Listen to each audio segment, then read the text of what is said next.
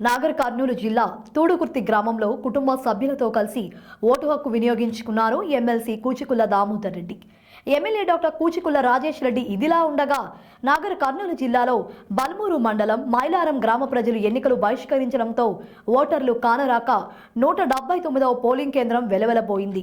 మరోవైపు కొల్లాపూరు మండలం అమరగిరి గ్రామం చెంచుగూడెంలో 4 రోజులుగా విద్యుత్ లేదని చెంచులు ఓటింగ్ రాలేదు. దీంతో ఇదే జిల్లాకు చెందిన 2 గ్రామాల ప్రజలు ఓటు హక్కును వినియోగించుకోకపోవడం చర్చనీయాంశంగా మారింది. కాగా నాగర్ కర్నూలు పార్లమెంట్ నియోజకవర్గంలో సాయంత్రం 5 గంటల వరకు 66.53% పోలింగ్ నమోదైనట్లు రిటర్నింగ్ అధికారి ఉదయ్ కుమార్ వెల్లడించారు.